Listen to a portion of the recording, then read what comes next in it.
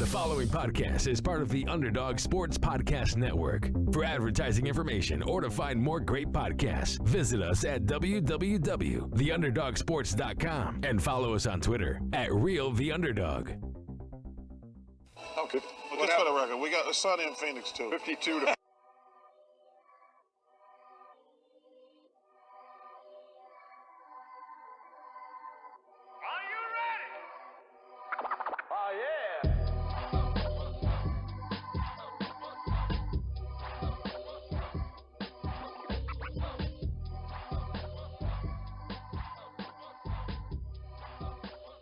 Hello, everyone, and welcome to the Sunny in Phoenix podcast, a weekly podcast where we keep you up to date on everything Phoenix Suns basketball. My name is Charlie Erling, and as always, I'm joined by Mitch Krmpotich. What's up? Hey there, Mitch. This week on the show, we're going to celebrate the 5-0 run that the Suns are on. This has been a blast, and more in particular, we'll talk about Devin Booker's last 3 games before we break down this week's games and talk about next week. Follow us on Twitter at Sunny and PHX Pod. Same thing for Instagram. Go on iTunes, leave us a 5-star review and a comment, and you will get a shout out on the show. Shout outs are in order. Shout out to last week's winner at Sundress Dunks on Twitter, who got the bet question right again. He got it right on the head. Frank Kaminsky made 2 threes. So shout out to Sundress Dunks. And for our next bet question, make sure you tweet at us at Sunny and PHX Pod, as was mentioned earlier by me. I just don't say it because it's a pre-recorded thing. But anyway, tweet at us with your answer to our bet question. We'll let you know what it is. And between the two of us, we tied. So the question was, how many threes will Frank Kaminsky hit in last Wednesday's game? And I said 1, Charlie said 3, he hit 2, so we're calling it a tie. Good on Frank for keeping things even there. All right, Devin Booker's last 3 games. Big wins over the Cavaliers, the Bucks, and the 76ers. But something all of us Suns fans can just really enjoy right now is Devin Booker has been really putting some things together over the last week or two here. But in the last 3 games, Devin Booker has scored 102 points, which is good for 34 per game, 9 for 18 from downtown, so shooting 50% from behind the line, 55% from the floor in general, and then 5 rebounds and 5 assists per game. So this has been a great streak. We've been winning some very meaningful games against, some of the best teams that the East can bring over. So this is really exciting stuff for the Suns, more in particularly for Devin Booker, who, he just had the big ESPN cover story. He's dropping all these points. It's almost the All-Star break. All this timing just seems to be coming in real nice. Yes, it's awesome. Booker's definitely hitting his groove. I think his slight injury it threw him off just a touch, and now he's back to his old self. And I mean, I think the one play that really stands out to me is in the 76ers game from Saturday. He nails a 3 from the logo. It seals the game. It's like, that is Devin Booker. Yeah, when he's taking shots like that to seal up games like that, it just feels right. And this is something that we should maybe be getting used to a little bit more. We've seen our team come up in the clutch nearly every time we're in those situations. If it's not Devin or D-Book, it's CP3. So it's really just been a joy. The clutch moments, and then him just being able to put together a full game in all of these games. It starts in the first, it ends in the fourth. And in this one to Saturday, a little bit of a slow start in the first quarter, but man, he really picked it up. And when it comes in most important in the fourth quarter, that's where he shines. Right. And I will say, in that first quarter, Ben Simmons did a really good job of defending him. And I was a little bit nervous, like, oh, wow, Ben Simmons is guarding Booker. This is going to be tough. Booker garners that respect where the other team's best defender guards him. Now, I guess you could argue that Embiid is a better defender than than Simmons, obviously. But Embiid's not going to guard Booker. That's not going to make any sense. But getting Simmons on Booker, I was a little bit worried. In the first quarter, Simmons won the first quarter, definitely. But it was close. We were still definitely in it. It's not like they had a huge lead right away or anything. So my thought was kind of, well, we're hanging in there, and maybe Booker's not going to have to do a lot tonight. And boy, was I wrong. He just turned it on in the other quarters. So, yeah, it worked out pretty well. Yep, absolutely. And the thing that I think is happening over these last few, since he returned from injury, we got a few more games after that, but lately here, I think him and Chris are finally starting to really figure out how to work together. And we do see them staggered a little bit throughout games. I think in the second, we bring in Chris much before D-Book most of the time. Yes. So we're kind of staggering that a little bit. Gives Booker a nice blow on the bench, too, which is really nice that we can afford to do that early in a game to keep him ready for the fourth. Yeah, that's pretty much what we're doing exactly, because then I'd say Booker and Paul usually play 10 minutes, if not more, in the fourth quarter. So that works out. And a lot of times, I guess Booker's on the floor with maybe some of the bench unit to start the fourth at times, or he comes in a little bit in, and then Chris Paul comes in later. But for the most part, both of them are playing the majority of the fourth quarter. So it works out that we can stagger them a little bit, have at least one of those two on the court for the majority of the game, and still be rested enough that they can both play together for most of the fourth. For sure. And one thing over these last three games, you notice that he's still been turning the ball over. That's something that, that's the difference between us squeaking by and winning these games and then us kind of stomping a team is, that's 10 plus possessions over these few games that we miss out on. And yeah, he's obviously getting all the pressure. He's getting doubled how frequent, like so frequently. Almost every time he touches the ball. Yeah, there's pluses and minuses. We see him get assists out of those situations sometimes too, but I think that'll be something that we see cleared up. And then another thing I want to note, picking up some fouls recently in these games, and I think that is mainly just a testament to him trying on defense every possession, every matchup. He doesn't try to not get switched on to guys or anything. If he'll guard anybody, and he's been doing a pretty decent job of it. You can really see his strength when it comes on the defensive end there. Yeah, definitely. That's getting better. As far as the turnovers go, this season he's averaging 3.9 turnovers a game, which is high, but it's really not out of the ordinary for him. Over his career, his total career average is 3.3 turnovers a game. Last season, he averaged 3.8 turnovers a game. The season before, he averaged 4.1 turnovers a game. The season before that, 3.6. He's averaging just as many turnovers as he normally does. He's been getting doubled like this for his whole career, pretty much. So I'm not too concerned about the turnovers. But, yeah, the effort on defense is there. He's still not a great defender, and we don't need him to be. It's fine. Yeah, there was a quote of Monty saying that he has to talk Devin out of matchups, as in, hey, we need you exerting your energy scoring buckets, not trying to stop him. So guard this the lesser option. Like it's fine. Korkmaz or yeah, guard him. Whoever. It's fine, man. Like just do it.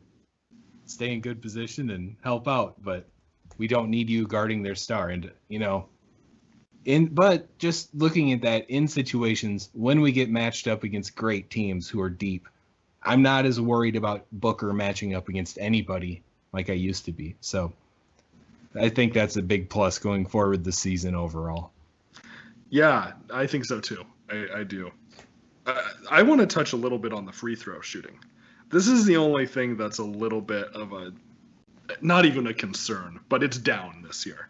He's shooting 82% from the line this year, which for most players is good. For Booker, it's much lower than usual. His career average is 86.8%, so almost 87% from the line.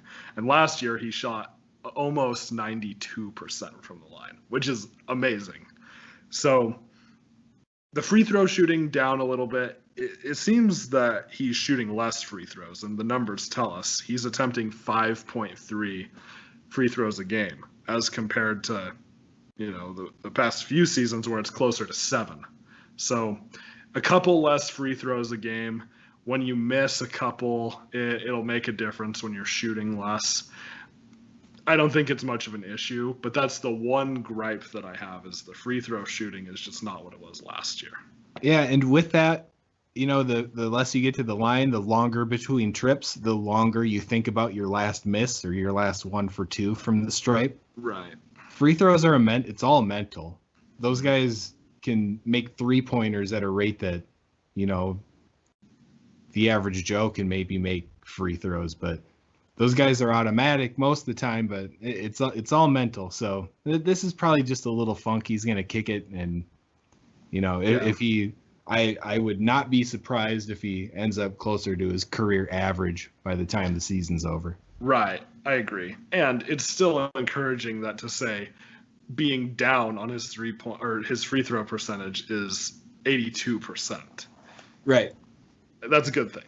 Yeah, if you shoot over 75%, I'm cool fine with it more or less. So it's not even flirting with that number. So I'm cool with it. But we were spoiled last year, shooting 91, 92% through most of the season. So we expect a lot. Good. It's fair. We can't rag on him for it, especially when he puts in 102 points over the last 3 games. You can excuse a few missed free throws. I do think I want to rag on the refs a little bit. I try not to do this on the podcast, but I feel like Booker still doesn't get the respect he deserves from the refs. To know he's only getting to the line around 5 times, shooting 5 free throws, not getting to the line 5 times, shooting 5 free throws a game. That is ridiculous, especially when we see – now, Giannis is way different, but Giannis shooting 29,000 free throws or whatever it was. He shot a lot of free throws. Someone like Luka shoots a lot of free throws. Harden, obviously. And now their games are different. I get that. But Booker takes some hits on the way to the rim, and there's no whistle, and he's sliding across the court. And I think it's going to start to get better. But it seems like the refs still don't give him some of those superstar calls yet. Right, and this might be a recency bias because we just watched the Sixers game, and it seems like he got to the rim quite a few times in this game. Beautiful left-handed finishes where it seems like he's taking some contact. Not getting hammered by any means, but he's taking contact. He hits the ground, and you just think that would have been blown a whistle had it happened on the other end. And man, I don't know. It's the homer coming out or what the situation is, but it feels like we do not get the whistles, and the free throw numbers, they do show it too. That's right. Yeah. I mean, this Bucks game, I know we're going to talk about it later, but if Giannis wouldn't have shot all those free throws, we would have won this game by 10 maybe rather than 1. Oh, yeah.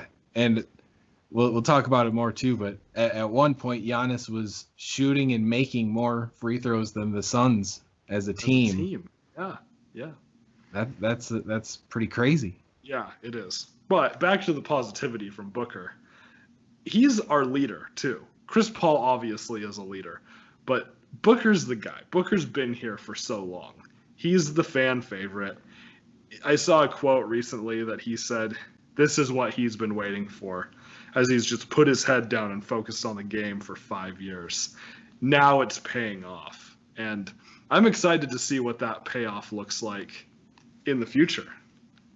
I'm interested if we'll hear more from Devin Booker once the success comes. Yeah. He does keep it quiet. He'll hop on Twitch and stream some Call of Duty every once in a while, but he's not like all over Twitter. He doesn't go crazy on anything, but I wonder if we'll hear a little bit more. Maybe a little. I wouldn't be opposed to some cockiness from the guy. Yeah. I could sign up for that. Nothing crazy, I don't want him to be like a hated player or anything. Right. He doesn't need to be a troll. but he also doesn't need to be TJ Warren. Right. Yeah. I was just like the scale between Joel, Troel, Embiid, and TJ Warren on the other end of it. That's pretty funny. Booker's much closer to TJ at this point. Right. So, and I don't mind that. But with wins, maybe he can talk a little more smack. I wouldn't be opposed. Anyways, let's move it on and talk about, these 3 wins that we just talked about for D-Book just showing out. But let's get into the games a little bit more, and we'll start with the game against the Cleveland Cavaliers, a win 119-113. Devin Booker with 36 in this one, 8 assists, 5 rebounds, and got some nice help from the rest of the starting lineup.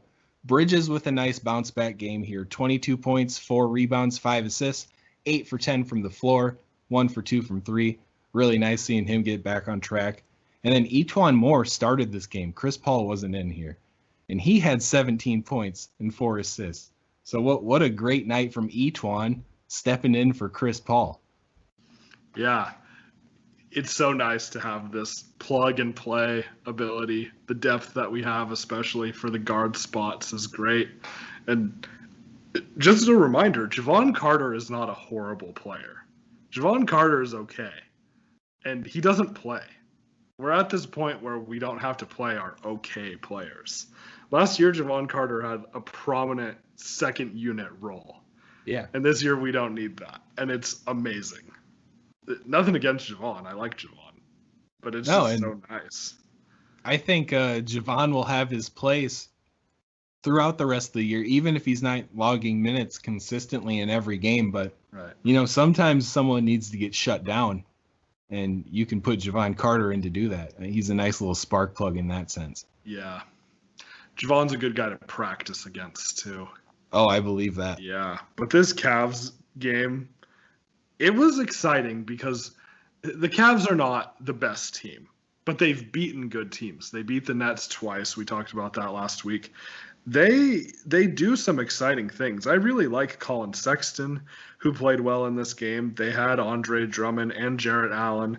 They have these kind of odd, very large lineups. But, we just were in control of this game the majority of the time.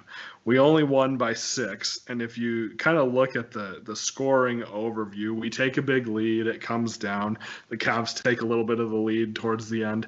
And then Booker and Chris Paul just go and do their thing. And there's times where it feels like we are toying with these teams a little bit, and then we just go and actually win. I know that's really not the case, but it feels like it a little bit sometimes. No, I really see where you're coming from. And, yeah, like if it weren't for Colin Sexton in this game, this would have been a blowout. He's a really good player, and it's just tough seeing, we're used to that, seeing a good player kind of stuck on a rough team. And how long will it be until he gets the help? I think, Sexton and Garland are both pretty nice pieces. You get Jarrett Allen there now, so you can get rid of Drummond however or whenever that's possible. Right. I don't know. It's a pretty fun squad, but it's obviously you're going to go double Twin Towers, Drummond and Allen against us. Well, we got Frank Kaminsky for that, and I almost made it through that without cracking up, but Frank's just been a blessing in the starting lineup. Frank, he starts things off. He almost gets a triple-double, and Monty says, hey, why not? Let's toss him in the starting lineup. And then we go on a nice five-win streak, and this is so weird. Let's just be honest about that. Yeah, it is weird. And, yeah, Sexton had 23 points on 10 for 15 shooting. That's about as good as it's going to get. That's really nice. So, yeah, without him, they would have struggled a lot more. But, yeah, this was a well-balanced game, too. Booker has 36, of course. That's what he's going to do. But Ayton has 15, Bridges 22, Etuan 17, Frank has 9. It's pretty distributed, aside from Booker doubling most of those point totals. But still, it's nice that we have all that contribution. And then I mean, the bench didn't do much, but we didn't need them to. Right, and this is a depleted bench, and we'll talk about that more. And when we talk about the 76ers, everybody finally healed up, which was very nice to see. But yeah, this one, Langston Galloway, 9 off the bench, Cam Johnson at 8, Carter with 3, and that's not a ton, but it was enough to get by against these guys, and that's great. And shout out DeAndre Ayton, 16 rebounds, half of them offensive, against Drummond and Allen lineups. Yeah, that's impressive. Yeah, 3 blocks too, 7 for 11 shooting. Ayton, I just think that this is what the reality of Ayton is going to be. Ayton is going to do a ton for the team, and it's just not going to be that flashy.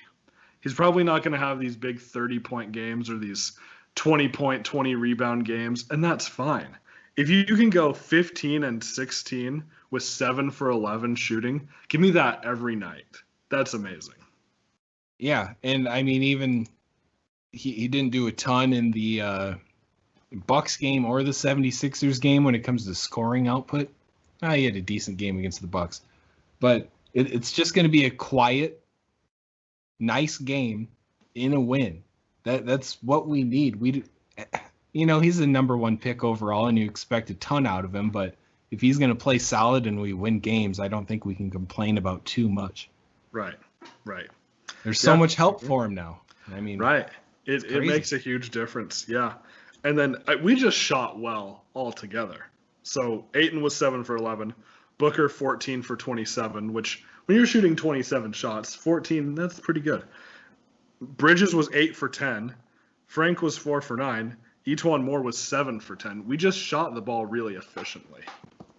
Yeah, that's, pretty much everybody on the team, aside from our bench guys, shot. Yeah, everybody shot over 50%. The team went 52% from the floor. Yeah, almost 46% from 3. That's solid. And Booker hits 5 threes in this game, 5 for 9. Yeah, that's nice. We've been waiting for this. We watched this guy win a 3-point contest championship, and then throughout the seasons, he doesn't seem like an elite 3-point shooter a lot of the time, but especially to people who don't watch a ton and just follow stats and see his numbers. But as fans who watch every game, he's just such a pure shooter. You think everything he shoots is going to go down. So it's kind of surprising seeing his numbers somewhat low for like career average 3-point numbers, but I don't think it's something we can complain about. He's a volume scorer. He's going to take tons of shots, and he's going to end up scoring 25 a game. So it's fine. It is. And he's hit so many big threes and clutch moments too. He's missed a couple too, but it's going to happen. Sure. I just feel like he has that clutch factor, and you want the ball in his hands at the end of the game. Even if he has no points, you still put the ball in his hand at the end of the game. Totally. Yeah. All right, we move it on to the Bucks game, and what a big win. Just a monumental win for the Suns. This one was on ESPN. We beat the Bucks 125-124. We withstand Giannis going insane against us and win by 1 in the fourth, outscore him by 4 in the fourth quarter to win. So I don't have much to say other than this is probably the best win of the season and one of the better wins. And, we kind of have the Bucks number, oddly enough, over the last few years. We always kind of stick it to them. But, man, this one did feel special, and it just feels like we're turning a corner. And not a corner from, maybe we're trying to get a top 4 odds in the lottery pick to we're trying to get out of the lottery. I mean, this feels like this is a team that can compete with anybody in the playoffs. In the playoffs. Yes. I think we can compete with a lot of teams. We can. Yeah, I think this is going to be one of those games that a few months from now, when we're looking at playoffs and everything like that, we will be able to look back at this game and see it was where we turned the corner. This game was huge. We overcame a 16-point deficit where Giannis had 47 points and shot I think, 27 free throws? It was just a ridiculous amount. 21 free throws. Might as well have been 27. If it's over 20, you can just say whatever you want. So this is what amazes me. We're down 16 at just about halftime. We bring it a little bit closer before halftime, but toward the end of the second, we're down 16 points. Third quarter, they explode the second quarter. We explode the third. Both 39 points in those quarters. Now we get to the fourth, and it takes 30 seconds for us to tie the game, and we never look back. We go up and never lose the lead. It was awesome. It was so great. No, that's a really good feeling to have. Looking back over the last few years at a team who couldn't keep a lead. If they got the lead, they weren't going to keep it. You knew it was going to happen. And then you see this happen against the Bucks, who, one of the best teams in the East. Oh, man, I'm just so happy. I know that's not great podcast material, but I am so happy. I am so happy. Yeah, this was one of the better games we've played in the last 10 years. Yeah. It was unreal. How about this? You tell me that we're playing the Bucks. Giannis scores 47 and shoots 21 free throws and makes 17 of them, which is insane. Wow.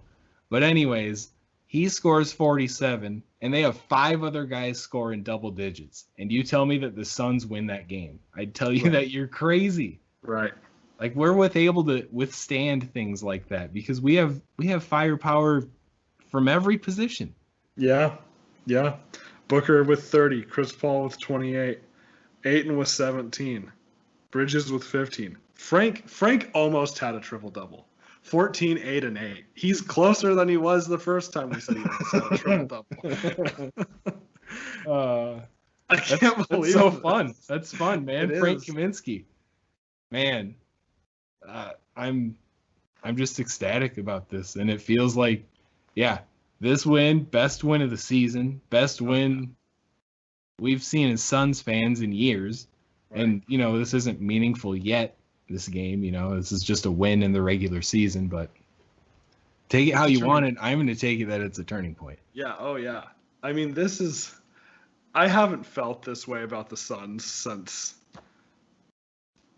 maybe longer than 10 years ago. The 2010 team it wasn't quite like some of the others. I probably haven't felt this way about the Suns since 06 or 07. Yeah, it's been a long time. This is cool. Thanks, Chris Paul. You're the man. Yeah. All right, let's keep it moving, though. We played the 76ers. We won 120-111. Just another great game, riding high off that Bucks win. We come back and we beat another great team in the East. This is a blast. And, we start Frank Kaminsky again. We match him up on Ben Simmons. Who saw that coming? I didn't.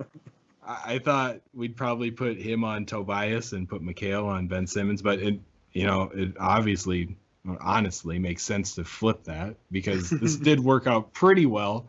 And obviously Harris can do a little more versatile when it comes to scoring. But I mean, Frank Kaminsky starts, plays 11 minutes is all. And that's because we got the whole gang back. Dario Saric plays his first game in how long? And same with Campaign. We get both these guys back and it just seems like everything's complete. We have so much more depth now. We don't have to rely on putting Javon Carter in that situation. He got some end of the game minutes because we handled the 76ers so well, but it's just so fantastic. We finally got everybody back. Booker with another big game, and I'm ready for the next one after this one. I'm just all hyped up. Yeah, I'm so excited. So I guess this is where we put this note in too. We're recording this Saturday after the game just because of some scheduling stuff. So we're not going to talk about the Orlando game. We're going to try to put this episode out a little bit earlier. Not going to talk about the Orlando game, but then we'll focus more on the Nets game and the other games we have coming up. But I'm still riding this excitement from beating the 76ers and kind of easily. I shouldn't say easily, but it felt kind of easy. So if we look at in the Bucks game, it's the beginning of the fourth quarter. We tie it up and take the lead and never look back. Well, we did it in the third quarter in this game against the Sixers. They have just a little bit of a lead, 5 points halfway through the third quarter, and we say, okay, yeah, we're ready to win. And we erase that lead and never look back. And wow, it felt good. Booker hits that three from the logo, like I said earlier, to seal the game. Chris Paul plays really well. Kaminsky doesn't play much, but man, is it good to have Dario back.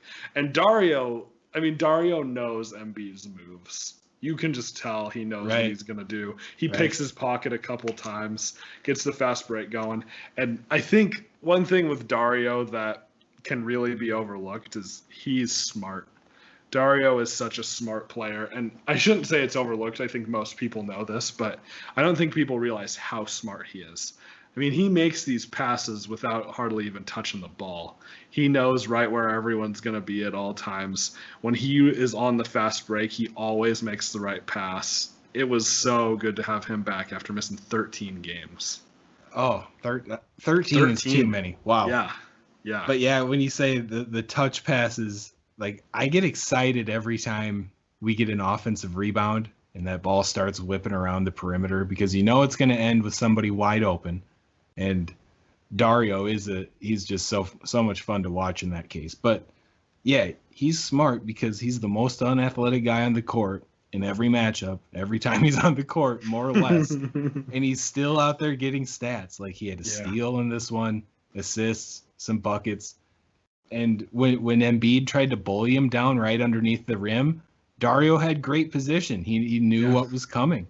And it wasn't a block shot. I don't think it was a steal, but he just kind of stuffed Embiid, not even able to make a move to get up to the rim with it. And man, and I want to piggyback on something. I don't want to cut Dario short here, but in this game, Embiid was going at Dario. Every time Dario was in, he was trying to take him to the rim. But with Ayton on the court, Embiid wanted nothing to do with trying to attack the rim with Deandre Ayton guarding him. I don't think he even attempted to get into the paint. He just settled for jumpers, which he was making at a pretty solid clip, especially early in the game. Mm-hmm. But you texted me, you said, man, Embiid's killing us. I said, I'll settle for the jumpers for now. But man, he didn't even try to test Ayton, which is it's really surprising. Like, why wouldn't he even try it? Why not? Yeah. Why not, let Ayton stuff you once and then be scared away from it? He just didn't even attempt it. Yeah, I don't understand, because maybe they didn't watch film. Giannis just bullied us in the paint. Got to the line, shot 21 free throws, dunked all over us, scored 47 points, still lost. But you'd think that after that, Embiid would be like, okay, I'm just going to do everything to bully my way into the paint. But Embiid's out here shooting mid-range jumpers like Ayton for the last couple years. Yeah, that was very interesting. I didn't really see that coming, especially because, Ayton kind of called Embiid out when he was a rookie, and Embiid's had his number more or less since then. But it just seemed like he didn't want any part of Ayton, which is very weird. And, if I were the Sixers, I'd say, let's get Ayton in foul trouble, first of all. Then they have to play Dario or put in Damian Jones at center. And then that's when things can really fall off. But they settled for jumpers, and I'm thankful for it. Yeah, it worked out quite well, definitely. All right. We also got to say, it's nice to have Campaign back. Campaign also missed a few games, and just his ability to get to the rim. You said this before we started recording. His ability to collapse the defense and get other guys open. He's got decent finishing ability, especially for his size. I'd say good finishing ability for his size. It's nice to have him back. And I didn't think he was going to play as much as he did today. When I saw he was available, I thought, Monty will probably ease him in. But nope, just back to how things were. Monty likes his rotation, and it works, so I'll take it. Yeah, 15 minutes for Payne today, 4 points, 1 assist, 1 steal. I just love that he's pesky. He's always going to make it interesting for whoever's bringing up the ball. He's always playing balls to the wall, too, so he never takes a play off. And, not that Javon or anybody on our team does, but you can always look forward to Campaign just bringing it whenever he's on the court. Yeah. It's good to have everyone back. Oh, 100%. And then Chris Paul in this one, 18 points, 10 assists, 8 rebounds, just, doing a little bit of everything. Chris Paul, State Farm commercials on, during the break. Yeah. That's just, it's still so weird. We're becoming popular, weird. And it's really It is nice. very weird. Thanks, Chris Paul. Yeah. Doing a lot of things for us this year, and it's a blast. Yeah, it's so great. All right, let's move it on to next week's games, talk about these a little bit. And the first one is against the Nets. That's on Tuesday. And I believe that's at 8 p.m. I know there were some time changes in our games. It is 8. That's an 8 p.m. game, yeah. 8 local. Okay. So this one, we've been talking about it. We're riding high. We're on a 5-game win streak. We've beaten the Bucks. We've beaten the 76ers. We beat the Celtics last week too. Now we get the Nets. Can we handle the Nets? Do you think we got this one? Can we? Yes, I think we can. Will we? I don't know. If we lose this game, I won't be mad. If we lose one game after playing all the best teams in the East, fine. Yeah. We could win, though. We really could. If we can beat the Sixers, if we can beat the Bucks, it's going to be tough to handle Harden and Kyrie and Kevin Durant. But I really do think we have a chance in this one. I think we do too. And, we'll be fresh. This isn't until Tuesday, so we'll have a nice little break in between there. It's our last game of our homestand that we're on. We'll probably want to end that with a win. I see us just coming out hard in this one. And, man, that these guys are feeling something like we're feeling right now, feeling pretty excited, feeling like they want to prove it now.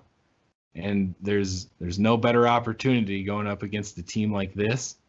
And I don't know, how do you think we really match up? If it's going to be interesting because Chris Paul's I don't know if we're going to be able to, no one's going to get a break on defense. Right. You know what I mean? It's going to be tough. I was just thinking this, and how we match up will be interesting because I imagine Chris Paul's going to guard Kyrie. I imagine Bridges is going to guard Harden. And then I imagine we put Crowder or Ayton on KD. But if DeAndre Jordan's in, I guess we put Ayton on him. And then we have to put Crowder or Cam Johnson on Durant, which I prefer Crowder. It's going to be tough. It's going to be very difficult. Yeah, that's you're going to have your hands full against those guys no matter what. And if there's any lapses, it's going to be really tough to beat them. The offense has got to be there. You can't foul them too much. You got to get to the line ourselves. It's going to be a lot. The Nets they're just a different animal. Right. And I just imagine them when it comes playoff time. I'm glad they're out in the East, but wow. Yeah. I'm excited for this matchup, though, because we've been talking about this as to what extent of how good are the Suns. Are we a contender? We laugh about that because, are we a playoff team? We got a kick out of that just a few weeks ago, but it feels like that's cemented. We're a playoff team now. Now we get to talk about can we hang with these guys? This is a big test, and I think the Lakers game is one too. But I want to see how we play against these guys. Are we going to get – I don't think we're going to get blown out. I think we're past those days. Maybe if we're playing the Pistons or something, they'll blow us out again. But I don't think we're going to allow a team like that to blow us out. Yeah. Well, I think we'll definitely make it interesting. And again, if we lose, so be it. We just played all the best teams in the East and looked really good. Yep. Yeah. So I have high hopes for our team. I'm not even truly expecting a win, but being competitive, making the game go down to the wire, that's what I'd love to see. Just hang with them like that. I'll be happy. A win would be a cherry on top. Yes. And this is our bet question game. So, at Sunny PHX Pod on Twitter, let us know what you think the answer to this is going to be, and whoever's closest will get a shout out on the show. Our question this week is, how many points will Mikal Bridges score? Now, Mikal has been up and down. 22 points here, 4 points here. 20 points here, 6 points here. So kind of all over. We like to choose some stats that are, either relevant or maybe difficult to predict. So what do you think? How many points is Mikal going to have in this one? Let's go. I'm going to go 16 with this one. I'm feeling a bit of a bounce back. And, when we play teams, they've got to be worried about probably Booker first, Chris Paul second, Ayton third. Guys like Mikal and Johnson and Crowder, they're going to get forgotten about a little bit. They'll guard the weak. They'll draw the weakest matchup. Kind of like what happened with Mikal and Curry in this most recent game. Yeah. I think Mikal should be able to take advantage of situations like that because he kind of gets forgotten about once in a while. So I think he's due for a bit of a higher output game. Okay. I'm going to go the opposite. I'm going to say 8, which is more than he scored in this game against the 76ers. And I think just for the same reasons that you said, in a game like this, he's just not going to take very many shots. Booker and Chris Paul are going to be shooting a lot more. Ayton, when DeAndre Jordan's out, Ayton especially will be getting the ball a little bit more. So, yeah, I just don't think he's going to take a lot of shots. Maybe he hits a couple threes, gets to the line a little bit. I'm going to go 8. All right. At Sunny and PHX Pod, you give us your guess. Let us know. All right. Game after this one is the Pelicans. And before we start this one, I looked at this one on the schedule and realized we haven't lost currently since the last time we played the Pelicans, where they embarrassed us a little bit. Yeah. So, kind of like this Nets game where we know what's coming, a very solid team. I feel like there's going to be a little bit on the line for this one. We go to New Orleans for this one. We play them on their home court. And if it were me, I'd want a little revenge here. So I kind of expect our boys to come out strong against the Pelicans, who have been playing a lot better lately too. So I think it will be a good game, but I think that's another one that might be a little more meaningful than some others. Yeah, and while I am enjoying beating these good teams in the East, these games against the Pelicans, the Grizzlies, if we play the Spurs, the Blazers, teams like that, they're going to be that much more impactful just because of playoff seeding and all of that kind of stuff. So, yeah, I am looking forward to this game. I think it's a tough matchup. The Pelicans are one of those teams that we just don't match up well against. Steven Adams tends to play really well against the Suns. Zion played really well against us last time. Eric Bledsoe, you never really know what you're going to get with Bledsoe. He might be willing to put in a little effort and play really well, or he might just lay an egg. We saw that a lot with the Suns. So he can be kind of unpredictable. Lonzo Ball played really well last time we played the Pelicans. They still have JJ Redick, who can get hot quick. So yeah, the Pelicans it's a little bit of a trap game, as we saw the last time we played them. And yeah, I think it would be really nice to beat them. And then if we do, we would take the lead in the series 2-1. Right. That would always feel nice. Winning those season series against teams in the West. I mean, we need that, and it'll finally matter when we get into the playoffs, and it actually matters how many wins we have compared to how many losses. So that's cool. Right. All right, and the final game of next week is against the Grizzlies in Memphis, Saturday at 7. And this is it feels like a bit of a respite after playing the Pels, the Nets, the Sixers, the Bucks, the Celtics. But this isn't a game that we can just, forget about, because they beat us last time we played without right. Jaren Jackson Jr. They're still without him, but they give us problems. And I hope that we can keep up our effort against teams that, aren't some of the better ones in the league. Yeah, these are teams that we're supposed to beat, and the Grizzlies gave the Lakers some trouble. Now, the Lakers pulled away and won the game pretty easily at the end of all of it, but the Grizzlies are not a bad team.